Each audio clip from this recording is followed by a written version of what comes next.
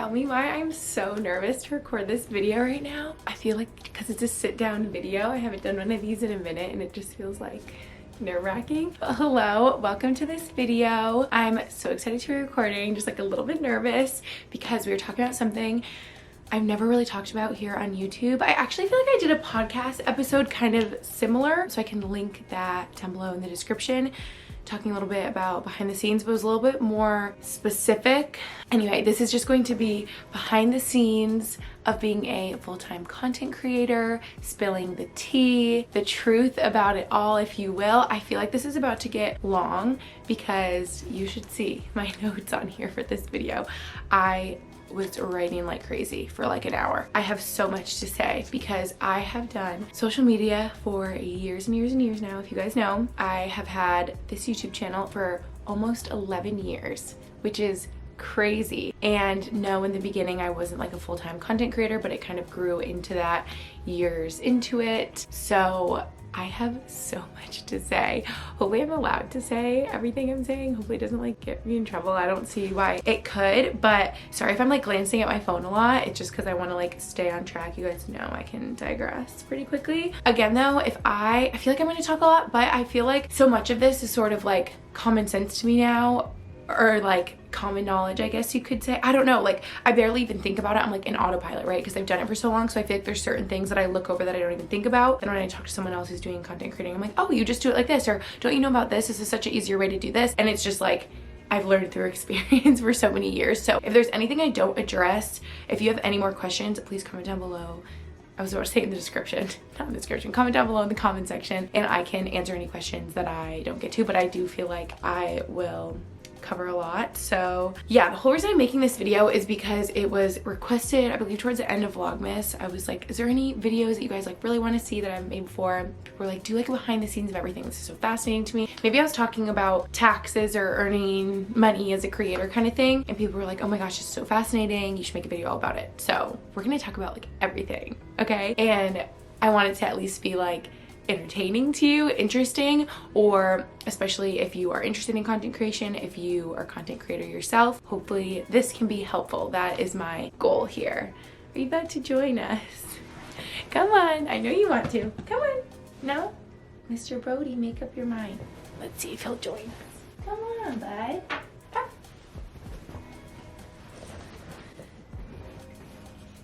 I knew you would join us at some point or another. Okay, let's just jump on in, shall we? Why am I so nervous? Okay, so little things, which again, I'm probably forgetting some. Number one, having all the equipment. I think that's something behind the scenes that maybe people as viewers don't realize. So many cameras. I've gone through at least 10 Canon G7Xs. If you know, you know, they break kind of easily. And I just feel like I was reckless back in high school and college with them. I used Canon G7X forever. I still feel like it's such a good camera. Now in the past like 2 years, I've used the Canon, does it say it on there? I wanna say it's the M50 is what I use now. I just really like the look of it. I got a wide angle lens for it. I can like link these in the description if that's helpful, I suppose. But I know that I don't use the lens that I came with anymore. I got like a wide angle lens because I just love like the look of it. So yeah, different cameras, different lenses, and then you have the batteries to go with them. You need extra batteries because if you're doing YouTube full time, the battery's gonna die. You need extra to charge it. I have so many batteries, so many battery chargers. You need them all. Nothing is worse than when you forget your battery or your charger, like going on a trip somewhere. Then you have the adapters for the memory cards. Okay, you need memory cards for the cameras, especially like a nicer, newer camera. You're gonna need like a big, good quality memory card. Those are expensive. And then you need the little adapters to plug it into your computer because computers don't have like the memory card slots anymore. So then there's just like so many little tech things that I feel like people don't realize. You also need the MacBook to do the editing of the footage. Those are expensive. You're probably also going to need a more expensive one with more storage because you have so many video files that you're going to be putting on there. You also will probably want an external hard drive. Like there's just so many things, you guys. And if you do like photos or video, then you already know all of this. The external hard drive, Gretchen stand task. Where was I?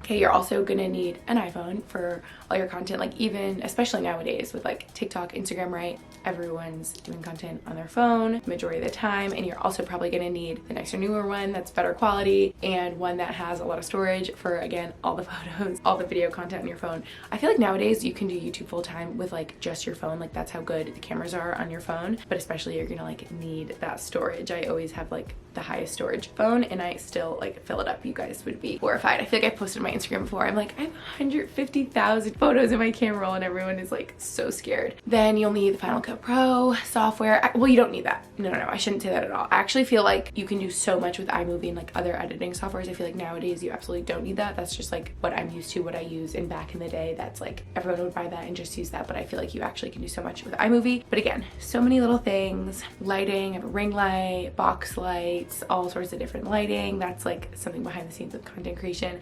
I feel like that's like honestly the biggest thing that maybe people don't realize. Like, why is your quality so good? It's lighting. It's always lighting. Like I try to film in daylight like this, or you need like professional lighting, which can get expensive. Not professional, just like lighting of any sort, right? So when people are like, oh, your Instagram quality like is so crisp, or your videos are so crisp, it's the camera, but also the lighting I feel like is like number one. And then if you're gonna do a podcast like I do, I have the podcast mic, I have the little adapter for that, I have the cords that go with it, AirPods, I always need those for editing, the list goes on and on. Okay, I think that's just something people don't realize. I think that's how it can get so expensive to kind of start. I feel like nowadays, again, like it can be easier with your phone. Like literally all you need is your phone, and there's probably like free editing apps for TikTok, or just edit on TikTok, and it can be easy to start that way and a little more accessible. But man, oh man, when I first started, I was like saving up all my allowance, and like I just couldn't get some of the things that I wanted, right? Because they can get so expensive, like all the equipment. I think another thing people don't realize is like, I feel like people do realize this though, that music is copyrighted, right? So if you're gonna have music in your YouTube videos, wait, that's so interesting to me though, because obviously on TikTok, there's none of that. Like everyone uses songs. Wait a minute, I wonder how that is. Like, why are we allowed to on TikTok? I just thought about this right now. But on YouTube, like, no, like you're gonna get copyrighted, it's gonna be demonetized, all of that. So you need to use like royalty-free, copyright-free music. I actually pay for a library, I believe it's like $15 a month, have access to this library of like copyright-free music so that I can use that music in my videos, still make money off of my videos. There's probably like copyright royalty-free libraries that are free, but I don't know why. I think that's like something that I pay for. I feel like there's so many little things. Again, I'm gonna say that a million times in this video. Like a subscription for like royalty-free music that like no one would think about, but that's just like a part of it. And I don't even think about it anymore because it's so like, it's just been happening for so long, you know? Other things, Lightroom presets, I bought a bunch of those. I'm actually trying to get away from my Lightroom preset era on my Instagram right now because honestly it's just like a lot of work. I love the way they look, but tweaking every level of every color and exposure and highlight and grain on every photo takes so much time and makes it so that I don't post on Instagram, and it literally takes like an hour every time I try to post on Instagram just because I'm trying to make like the levels of everything look cohesive. It just takes a lot because obviously every picture that you're putting this filter on is going to be in different lighting with different colors, so you're gonna have to like tweak everything. Or maybe that's just me being like a perfectionist, I don't know. I'm trying to get away from that, but I bought a bunch of Lightroom presets. I pay for like the premium version of Tezza, I think Afterlight as well. I like pay for these apps because I'm like, this is just a part of what I do, and it can be like annoying, but I think it's worth it to have access to that and to make your Instagram stories, your Instagram cohesive, like if that's important to you. So yes. Okay, next thing for behind the scenes of content creation, the tea. I feel like I get so many questions about this, like how do I structure my day? And like I am my own boss, so like how do I know what to do every day and when to do it and stuff? And I feel like that was such a struggle for me for so long. Like all of these I just had to learn over the years and through trial and error, because in college I would always say, like obviously YouTube at that point was helping me pay for my tuition, and so I took it seriously. But for me, when it got like too businessy and too not fun for me, I wasn't motivated anymore. So I was always like, my life comes first and I'm gonna create content around that, rather than like, I want to work with this brand, so I'm gonna go film this video specifically just for this brand deal. Do you know what I'm saying? So I always try to keep it like authentic to me and my life in that way, and just work with brands that I genuinely use and love, and in a way that like makes sense with the content I'm already making, if that makes sense. So I was very disorganized in college, all that is to say. You know, my manager would be like, Gretchen, take this seriously. And I'm like, I am, like when I graduated. But I feel like when I graduated, when I was really like, okay, you are so disorganized, and I feel like I really love being spontaneous. And so I'm someone that struggles with like structure. Oh, Oh yes, now we're cozy. He's just like the little show in the back. You guys can like watch what he's up to during the video too. What was I saying? Where was I? That when I graduated, I was like, okay, you need to like set a schedule for yourself because you can be like willy-nilly all over the place. And basically ever since then, I plan out my month and kind of like months to come after that. It's usually the case just based on like events, things that will be happening in future months and like lining up brand deals that way. So yeah, make my own schedule, when I film, what I film, like how much am I filming that week, and again, like how I've always done it and why I feel like it works for me is the first thing I do when I'm planning out my schedule. Wait, I will show you guys, it's right here. You guys love when I show this on my Instagram when I plan out my month. Like this is the only way my brain can like visually wrap my head around it. Like I have other planners that I use day to day and stuff, but the first step for me is like planning out my whole month. Like I plan out January, I plan out February, I start to plan out some things in March. And step one is I write down like birthdays and trips and events and things that are already going on in my life, because planning content around that like makes a lot more sense. I guess to give you guys an example, I wrote down, yeah, so I have a trip to New York City coming up, and yes, that's in February, and I want to work with Base. You guys know my favorite luggage brand ever, like the best suitcases, my makeup bag, everything with Base. I love Base, worked with them a bunch, they're my favorite. And since I'm working with them in February, I'm gonna try to line it so that I can create content for Base while I'm in New York, because I'm already gonna be traveling with my suitcase, and see how that all just like lines up seamlessly and is sort of like integrated into whatever is already going on. So I like doing it that way. I don't know if you guys like realize that I do it like that typically for my videos, but yeah, that's just what makes the most sense for me and feels like authentic, instead of me right now being like, try this suitcase. Well, I would do that too, because they are my favorite suitcases even if I'm not traveling, but you know what I mean? I just like when it can work out like that, when I'm like using the product in the way that I would be using it, and then it just so happens to be sponsored by that product because it's already my favorite and something I'm already using. And this video is actually sponsored by Casetify. Perfect timing, because I'm using my phone this whole video already on my phone. Actually, I feel like recently too, when I've been posting on Instagram like mirror selfies and stuff, everyone's like, where is that case from? And it's like, if you guys don't know me at all, sometimes when people are like, I love that case, like where's it from? Actually no, I feel like everyone knows at this point. Like the only cases I've had on my phone for the last 5, 6, 7, 8 years literally are Casetify phone cases. And now people would just be like, wait, what's the name of that print on Casetify? Like you guys know now, you get it. But this one is new to me. I love it so much. I just like this print. It's cool. It's kind of like zebra, but like not. It almost looks like a mountain. I don't know. Someone DM'd me and they were like, wait, this is gonna like bring me back to my childhood zebra. Like kind of looks like zebra. Anyway, so I love this one right now. I just like minimal like white kind of design ones. This has like the MagSafe charger compatibility. Here are some other ones that I got recently, guys. I always have this little like floral one on. The clear case was actually the most requested by Casetify to make this one. Everyone was like, we want a clear case, and here it is. It's such a good quality clear phone case because it's so slim while being so protective, so it's still really cute. It's optimized to prevent yellowing, as it exceeded military grade drop protection. I know it's drop test approved for drops up to 6.6 feet. Again, has the MagSafe charging compatibility and just looks really sleek and nice on your phone. So I love that I have this clear one now. And then last but not least, I just thought this one was really fun with these little like cowgirl boots. They have so many different prints and designs to choose from. You can customize them with your name, everything like that. You guys get the gist. You know the deal. You know the drill with Casetify phone cases. They're the best ever. Literally the only ones I'll ever have on my phone because I'm so clumsy and I need them to be protective. So I'll have Casetify linked down below. If you guys go to casetify.com/Gretchen, you'll get 15% off your new favorite phone case. Again, check out the clear one because it's new and everyone's loving it. I feel like this is the most like hyped up one from Casetify right now. See, good thing I have multiple batteries in this scenario that I can grab a fresh one. Where were we? Brand deals. So I would say that I'm at the point where I've just done it for so long that I actually turn down like a majority if it's not a good fit for me.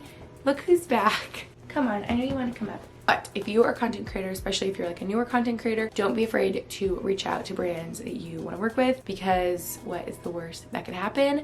I feel like I would reach out to so many when I first started out, especially like before management or anything, but that's just kind of like where I'm at. And again, like I would say I actually turn down like a majority of the ones that reach out to work with me because I already have so many brands that I love so much and use in like my everyday life that I have like long-term deals with. So that takes up like a lot of my time. And I'm also at the point where I don't want to like overcommit and run myself into the ground and sign up for a million brand deals in a month when like I know that's not really feasible. So yeah, just know that like integrity when it comes to my brand deals is everything to me, because I feel like the most important thing when it comes to content creator audience is trust. And it's like, why would you guys want to watch my videos, consume my content, follow me if you don't trust what I'm saying to you?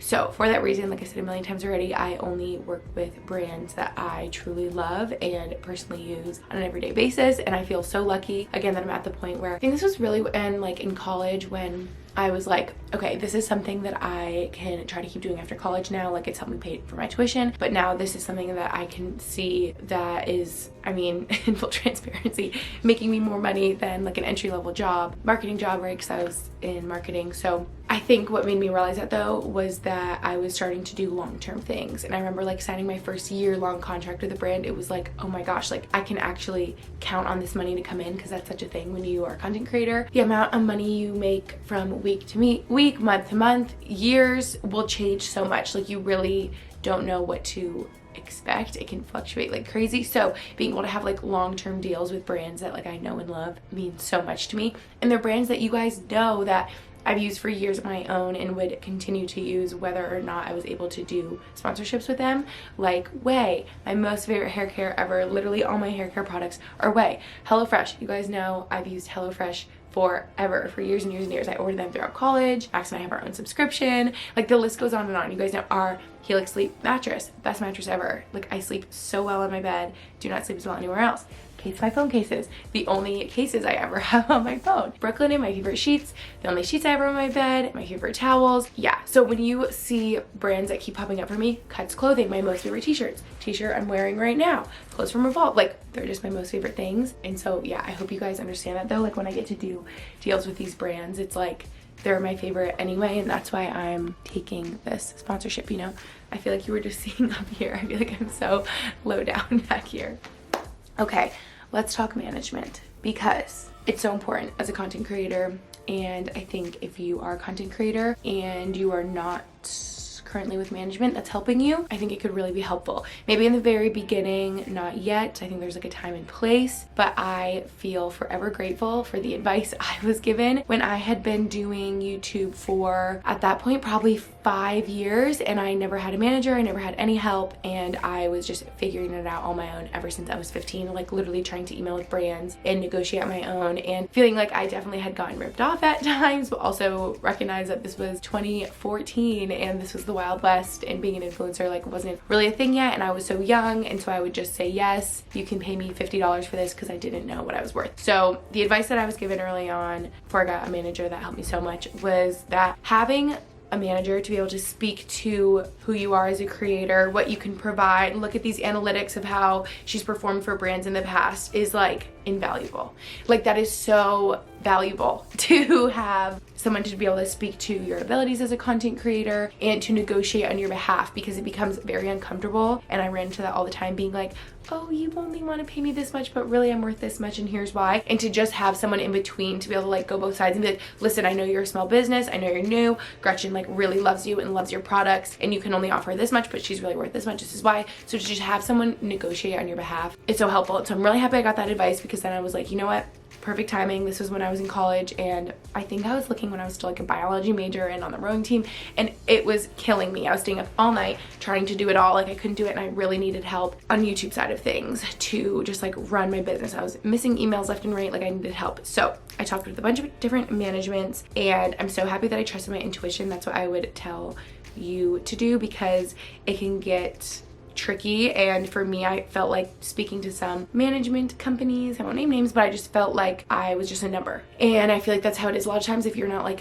their number one performing creator, you're just kind of like on their roster, but do they really have your best intentions and interests in mind? I don't know. And that's what was like so important to me. So I kind of like had the ick, and I'm happy I trusted my intuition. And I guess I can just like say right here now, you guys can see if you go in my description or like Instagram bio. I'm with Table Rock Management. They are literally my family and I'm obsessed with them. It was the best decision I ever made, the best decision I ever made for my business. I actually go way into more detail in that podcast episode I was talking about. So again, I'll have that linked in the description, but it worked out so well that basically through normal life, I was connected with this person. We became friends for like a year and he ended up starting this management. He's now the CEO. I'm so proud of him. They literally are my family. Like, they will be at my wedding. Like, I'm obsessed with them and they are the only reason that I can do what I do. Like, they negotiate for me, they handle all of it. And I think that's another thing that people don't realize is, or especially like newer content creators, it seems so daunting and so scary. Like, any newer content creator that I speak to all says the same thing. Like, I don't want to start making less money.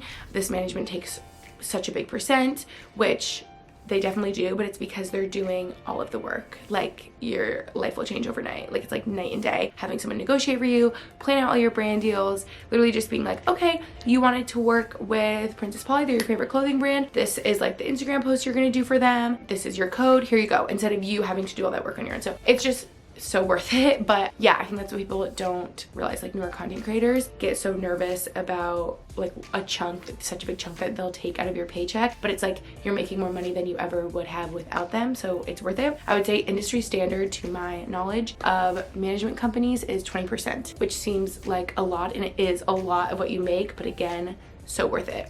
I think that's just like standard. And I also remember like some managements I was talking to in the beginning being like, we're 25, we're 30. And I'm like, oh my gosh. And that was when I was in college. So I was like, I can't start making less money. Like, I'm paying my tuition over here. So yeah, I feel like you just really have to like trust your instinct, your gut on that. Obviously, I can't recommend Table Rock Management enough. They literally they go about everything in the best way possible. They have the brand's best interest in mind, the creator's best interest in mind. They just all have like their heads screwed on right when it comes to like ethically working with everyone, and I just could not say enough good things. They're based in Laguna. So again, listen to my podcast episode on that if you haven't already. But management has made my dreams come true, like literally, and made it so that this is something that I can do full time, because I don't know if I could do it full time without all their help and guidance and everything like that. Okay, next up, taxes. I should have had a disclaimer at the beginning of this. Anything that I'm talking about like business wise, like yes, I do have a business degree. Like, my undergrad is in business. I was in business school. However,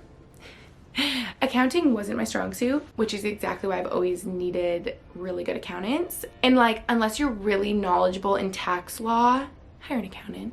Just do it. It's gonna be worth all your money. Yes, they're expensive. It's worth your money. It's worth your time than you trying to figure it out and messing up on your own. Take that with a grain of salt if you have a situation that warrants needing an accountant, like being self-employed, where it can get really hairy. You can get into the weeds quickly. But if you are maybe just like standard W-2 employee, maybe you're okay without an accountant. Like, I think my parents would always just do like TurboTax growing up. But I had to figure this out quickly, because starting to make money, well, I started my YouTube channel when I was 14, 15, but I probably didn't start making like enough money to be like filing taxes until I was 17, 18. So I would say I wrote this down, yeah, 6, 8 years, I was filing as an individual business, unincorporated, if you will, 1099er, sole proprietor, independent contractor. All of these terms are similar and kind of mean the same thing, at least in my brain. And my dad was helping me at first in the best way he could. But like, man, taxes when it comes to being a content creator is so hard. No one tells you this. No one tells you that. And before having management, it looked like getting 50 different 1099s from all the businesses I was working with, trying to keep it all straight, and also getting a form from Google through AdSense, making money through that, maybe commission. Like, you as a content creator, you make money in so many different aspects, in so many different areas. So trying to keep all of that straight becomes quite confusing.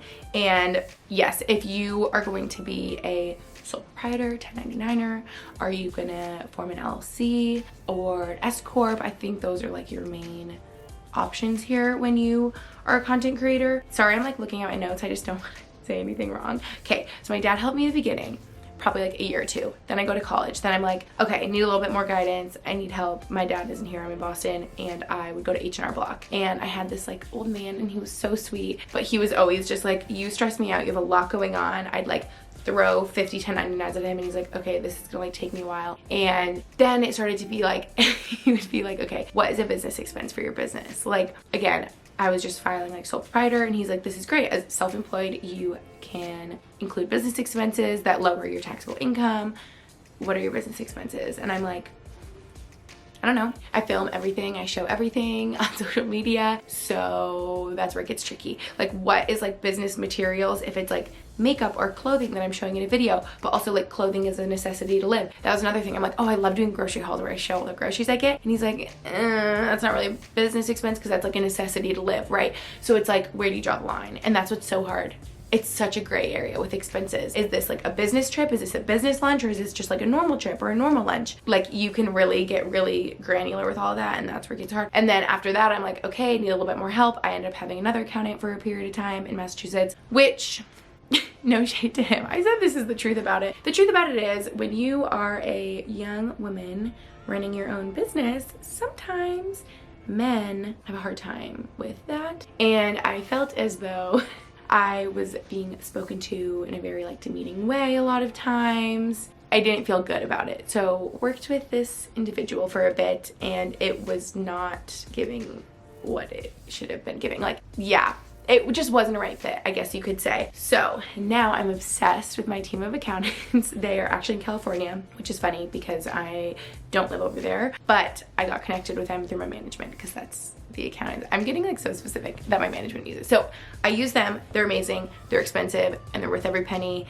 and they've taken over my books and do my expenses and helped me set up what I thought was an LLC, but I actually think I am technically an S Corp, file as S Corp. But then that was a whole transition and hard to do that. I'm like bouncing all over the place, but there's like so much when it comes to it, you guys. Like, don't do what I did. It just like, take it slow, like one day at a time. Like, your taxes, like, you'll figure it out, but it is kind of challenging. And if you are trying to be an LLC, I feel like I like took notes on this to limit your liability here. Don't form it through a lawyer, because I tried to do that and he's like, my retainer is like thousands of dollars. I'm like, what is going on? I think I ended up going through Paracorp is what it's called. I feel like I'm not qualified to talk about any of this, so again, take it all with a grain of salt. Like, I really don't know what I'm talking about here, but I think for a number of reasons I was advised to do that. Yeah, and so I actually filed my S Corp in Delaware. Am I allowed to say all of this? I don't know. But I think for a number of reasons I was advised to do that based on Delaware corporation law, protecting corporations, and I think privacy was like a big reason. So that's another thing. I have to pay for a registered agent in Delaware because I don't live there. It starts to get like really crazy when I start talking about my tax situation.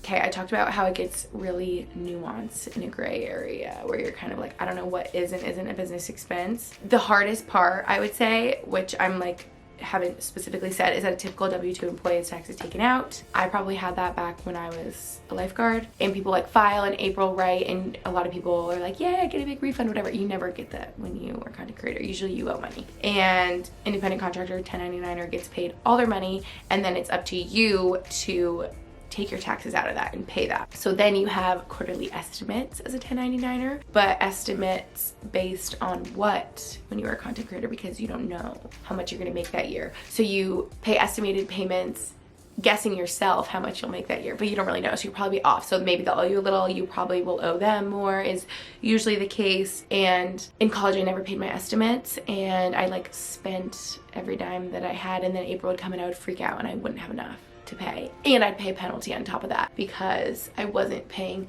my quarterly estimates. So I was a hot mess, and I went through like a couple year journey of trying to like get everything in order, which I finally think I am, but it is tricky, at least in my mind. Maybe it's like not tricky to you guys, but all of this like gives me a headache. And yeah, to my knowledge, filing as a sole proprietor is one of the most expensive ways you can file your taxes. So switching over to an S Corp helped me a ton, and I'm gonna read some things I found for you guys. Okay, I knew switching to an S Corp was helping me save a lot of money, but I didn't know why, so I'm gonna read to you what I found on Google. Social Security and Medicare taxes are hefty amounts of money that are if you're in a sole proprietor business. This is where S Corporation saves the business owner some of the business income without paying these taxes. S Corps are not required to pay these taxes on distributive shares. So I think the difference is when you're in an S Corp is that you put yourself, you're the employer and you're the sole employee and you put yourself on salary and you can pick what that salary is, I need to be advised on all these things. I'm like, what's in my best interest here? My accountants, my advisors will help me. And then I think where you're saving the money is on all of that. You would pay those taxes if you were sole proprietor, but with S Corp, you only pay those taxes on your individual level income, and the money that stays in the business, you're not paying those extra taxes, so you can save like tens of thousands of dollars. I've been talking all over the place about how I became an S Corp, but basically switching from the last accountant that we didn't really vibe to the new accountant, I knew, and I think this is good advice for those of you that are in content creation, finding someone that could advise me and be proactive was very important to me, because I'm like, hey, I'm not that knowledgeable in this area. That's why I'm paying you, because you're knowledgeable in this area, to help me. So I need you to advise me on what to do and be a little proactive here. I couldn't have someone that was just like doing the bare minimum, but like I needed someone to like help me and like hold my hand a little bit. So that's the situation now, and I'm so grateful for that, because I would not have been able to fix all of this and transfer everything over. And it was like so many little things and like a hurdle. Like when you're an S Corp, you have to be on payroll, and like now I have to pay. There's so many little things, see, as a content creator, that people don't realize. Like I pay for the royalty-free music library, even though that's little. I have to pay this payroll company to run payroll for me. I think I put myself on a salary. I get paid bi-weekly, so I have that coming through. I have the taxes now taken out of that, which is nice. We still have to figure all that out. I file taxes at the individual level like everybody does in April, but then I believe the business like employer tax returns are in March, and you get an EIN number, and that's what you're going to be using on your tax forms. I think that's your employer identification number, federal tax number, federal tax ID, and you're going to be using that on all your tax forms instead of your social security number. So it kind of just like separates you from your business a little bit. I think it's the best way to explain it, and at least that's how I think of it in my head. Again, is what I'm saying right? Some of you probably watching know better than me, and you feel free to correct me. You guys always keep me on my toes. Hold me accountable. Okay, I guess lastly on the whole expenses thing, this situation gives me grave anxiety because there's so many things you can write off as a self-employed person, like a portion of your rent every month that is based off of the square footage of your office that I'm sitting in right now. You know, like the portion of that compared to the rest of your apartment, you can write that off. You can write off like mileage from your car, but then how do you decipher which is business miles and which isn't? Oh my gosh, it's nearly impossible. Again, with like clothing and like travel and just, yeah, I don't know. I don't know. Something that has helped me, one tip, if you are self-employed, I feel like you probably know this. A lot of these tips I also got from like family members of mine that are self-employed, and I was told to get one credit card and only use that for business expenses, so that helps a ton and just kind of like organizes it in that way. Oh, also back to taxes, like as a content creator, where are you filing, right? I guess like that's where you are. And even, can someone tell me, like in my mind I was always like, oh, I need to like buy a house somewhere because then I can just use that address, and that matters, but I think only a little bit, because I think what actually matters is where you are. Like I've had to file split year returns, partial year returns, where I believe it was in 2020 I spent like 6 months in Massachusetts, 3 months in New York, 3 months in Pennsylvania, and all of those states want their state income tax, right? So they all want a piece, and the majority goes to like federal taxes, right? But that's where it gets confusing too. And then my accountants are in California like researching Pennsylvania tax law, and I'm like, this is giving me a headache. Also, I never know where I'm going to be, right? With hockey, like I'm always moving around, so like physically wherever I am, that's where I'm paying state income tax, but it's different in every state, so it starts to get very confusing. Oh, don't even get me started on healthcare. If you are 1099er, you don't have benefits, you don't have vacation, you don't have healthcare, you don't have any of that. So for me personally, I turned 26 in 2 months, and that's when you get kicked off your parents' healthcare. So I had health insurance through my parents up until like right now. I am so lucky I was able to switch onto Max's and just be on his through his job, because paying for health insurance by yourself as like a single 26-year-old female male is so expensive. That's something else that people don't tell you as a content creator. Oh, I actually think, I feel like I saw like maybe my sister, since obviously we're twins, like she's gonna be 26 in 2 months too, that she could elect to stay on my mom's health insurance longer for another like couple, 2-3 years, I don't know, and then maybe she would just pay like a little bit more. I don't know. Gosh, health insurance is so hard, especially, or if like your job, you know, doesn't have it, then you're like, okay, this is so expensive, but like I need it, so like what else am I supposed to do? Maybe Lucy will be able to get it like through her job, but I'm feeling very lucky that I was able to get on Max's. That's a whole other thing. Every state is different, I believe, I was told, in terms of like domestic partnerships, but that's like our situation, so that I can have health insurance, which is really lucky that I have a partner that I can use theirs, or else I would be paying, I I don't know, $700, $800, $900 a month just for me on health insurance. Like health insurance is so expensive. That also goes into like your filing your taxes, right? So that's get confusing. Okay, lastly, let's talk investments. This is like so business heavy at the end. I need a drink. I'm so happy that from day one, when I started making money through YouTube, my dad was like, we need to take this out of your hands so that you can't spend it. Little shopaholic. We're gonna march me right into Fidelity, and was like, you're gonna get some mutual funds, your index funds, your whatever you want to do, Roth IRA. If you learn one thing from this video, if you don't have a Roth IRA, go right now to open it. Go to Fidelity, go to wherever, open a Roth IRA, okay? I'm gonna explain it to you. Screenshotted this so that I don't butcher it, okay? This is another thing that I do, learn from my mistakes. One of the biggest mistakes, this is from Instagram. So a very credible source, but I think this is real. One of the biggest mistakes I see when people are opening a Roth IRA is depositing money but never buying any investments. You have to buy funds inside of your Roth IRA, which is also something that I did early on. I remember I would like transfer money into my Fidelity on like my app on my phone, and I got a call one day from my advisor there, and they were like, hey, we see all this like cash sitting here. I'm like, what do you mean? I'm like, I put it into my Fidelity, and they're like, you have to like buy shares of something. And I'm like, what? Like, I thought you just put it in there, but you have to like invest it. So yes, but you need a Roth IRA because I thought I had the definition of it, but I just found it because this will help. Roth IRA is an individual retirement account to which you contribute after-tax dollars. While there are no current year tax benefits, your contributions and earnings will grow tax-free, and you can withdraw them tax-free, penalty-free after age 59 and a half, and once the account has been open for 5 years. So that's like the rule on that. I know the limits and contribution limits like change each year. So Roth IRA contributions are made after tax basis. Tax year 2023, the maximum amount you can contribute is $6,500. If you're under 50, $7,500 if you're over 50. But also, this is the other kicker, if you file tax as a single person, your modified adjusted gross income must be under $153,000 for 2023 to have a Roth IRA. But then I know there's like other little ways people can like get a traditional IRA and convert it to a Roth IRA, and that's the way you can like get around that. It's called like a backdoor Roth, I believe that's called that. If any of you know better than me, correct me. I also believe I have a SEP IRA, it's called, which has like a way higher contribution limit. I believe that also helps lower, I think you get tax breaks from investing more money into your retirement, right? Do I have a 401k now? Maybe. I don't know. All I know is I'm saying a lot of like specifics, but especially as a content creator, even if you're not a content creator, if you are a young male, female, and you are not saving for your retirement, do it. It may help you with taxes, may not, but just do it. Like, it's just financially smart to do that. And like compound interest, right, baby? Could be a millionaire one day. That's what I see all over my Instagram. It's like, if you put $200 a month into your whatever like mutual funds, you could have millions of dollars by this age. And I'm like, wait, really? My camera's cutting me off because I've been talking so long. But this is like the truth, like behind the scenes of being a content creator, is there's so many little things that you would never know would be issues, like taxes, figuring out like a retirement plan. Like all of that is on you, on your own. No one's helping you. You don't have a boss, which is nice in some instances, right? Like everything is like a double-edged sword. I'm like, this is so nice. I can make my own schedule. But then I'm like, I can make my own schedule. Like that's like a lot of pressure. What if I'm not doing enough? But then it's like flexible and nice, and you can like travel and do whatever you want. So it's a lot.